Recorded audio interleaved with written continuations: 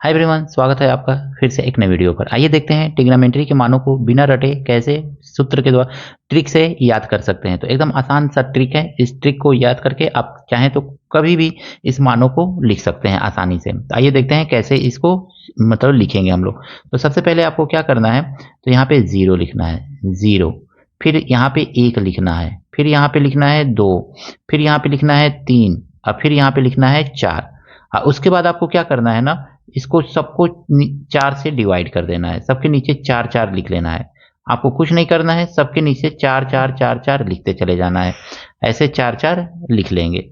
अब अगर मैं देखेंगे ना, फिर इसको क्या करना है, सबको रूट कर देना है। ऐसे रूट कर लेंगे, सबको रूट निकालते चले जाएंगे। इस तरह से रूट निकाल लेंगे सबका, इस तरह से सबको रूट कर देना है। बस आपको यही ट्रिक यूज कर लेना है। अब आपका क्या हो जाएगा, वैल्यू फाइंड हो जाएगा। तो ये वैल्यू कैसे फाइंड करेंगे, आपको सिंपली देखना है। ये 0 है ना आपका, तो 0/4 और रूट करेंगे तो 4 से 0 को डिवाइड करेंगे तो आएगा 0 और 0 का रूट क्या होता है, 0। तो पहला वाला खाने में साइन जी ए का वैल्यू क्या, मतलब साइन 0 अगर मैं लिखेंगे तो साइन 0 डिग्री का वैल्यू 0 हो जाएगा, यानी कि इसका वैल्यू 0 हो जाएगा।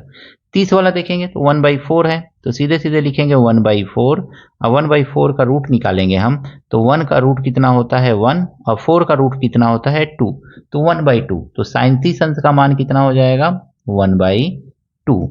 इसी तरह से साइन 45 का देख रहे हैं यहाँ पे, तो 2 बाई कितना लिखा हुआ है, तो 2/4 लिखा हुआ है।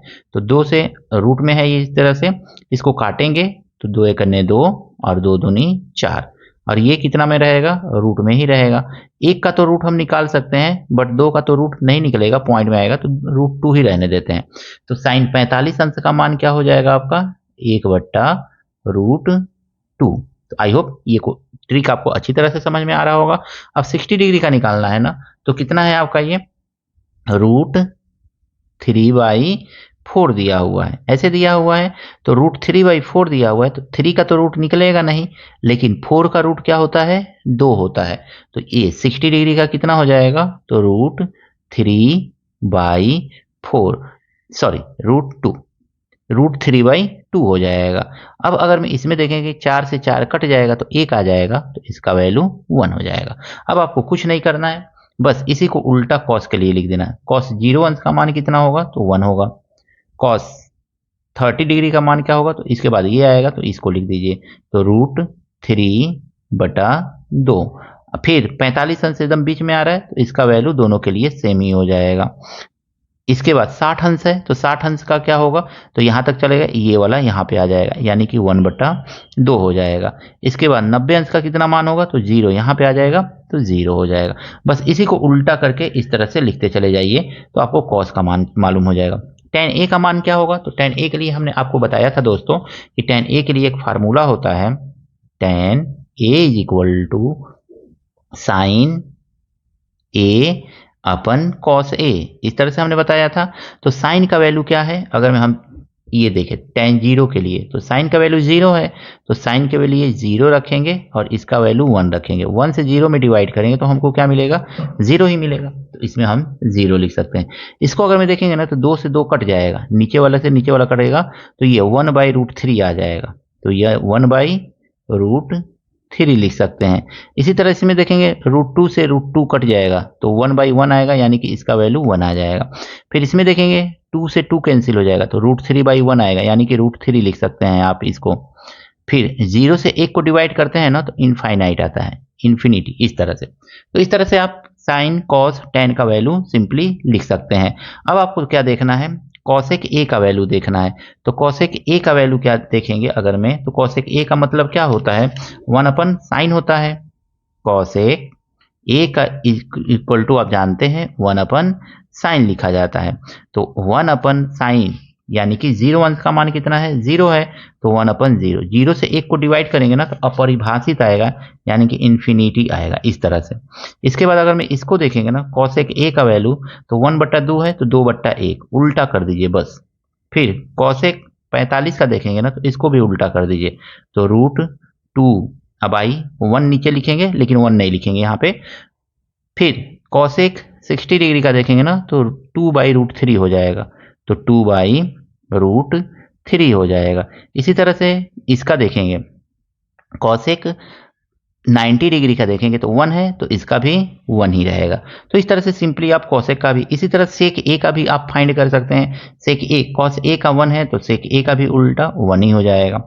कॉसेक इसका 30 डिग्री का क्या होगा, कॉस ए का जस्ट उल्टा, यानी कि 2/√3 हो जाएगा। इसी तरह से सेक 45 का, तो कॉस 45 का देखेंगे 1/2 है तो √2 हो जाएगा। फिर आप सेक किसका देखना है, 60 का, तो कॉस ए का देखिए 1/2 है तो 2/1 हो जाएगा, यानी कि 2 लिख सकते हैं।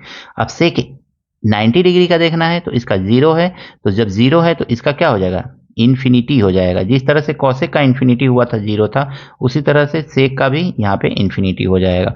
अब हमको कॉट का देखना है, तो कॉट का देखने के लिए हम देखेंगे tan ए का 0 है ना, तो कॉसेक साइन ए का 0 था, यानी साइन 0 डिग्री का 0 था तो इन्फिनिटी आया, तो कॉट tan ए का 0 डिग्री है तो कॉट ए का भी कितना आ जाएगा, मतलब कॉट 0 डिग्री का कितना आ जाएगा, इन्फिनिटी आ जाएगा सिंपली। दूसरा देखेंगे, कॉट 30 डिग्री का वैल्यू क्या होगा, तो tan 30 डिग्री का देखिए 1/√3 है, तो ये हो जाएगा आपका √3। उल्टा कर लीजिए, बस उल्टा करते जाना है आपको, और कुछ नहीं करना है। फिर tan 45 का 1 है तो कॉट 45 का भी 1 ही होगा, दोनों का सेम हो जाएगा 1। फिर tan 60 डिग्री का क्या है, √3 है, तो कॉट 60 डिग्री का क्या हो जाएगा, 1/√3 हो जाएगा। बस फ्रैक्शन में लिखते चले जाइए। फिर tan इसका कितना है, इन्फिनिटी है, तो कॉट ए का कितना हो जाएगा, तो इसका 0 हो जाएगा। तो बस आई होप ये सारे के सारे मान आपको अच्छी तरह से समझ में आए होंगे।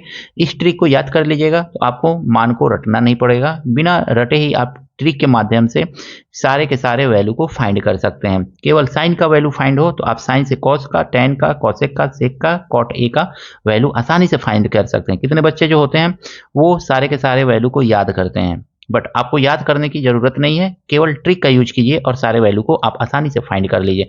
मिलते हैं नेक्स्ट वीडियो में दोस्तों नए प्रश्नों के साथ। अगर मेरी वीडियो पसंद आया है दोस्तों के साथ शेयर कीजिएगा, लाइक कीजिएगा, चैनल पर नए हैं चैनल को भी सब्सक्राइब जरूर कीजिएगा।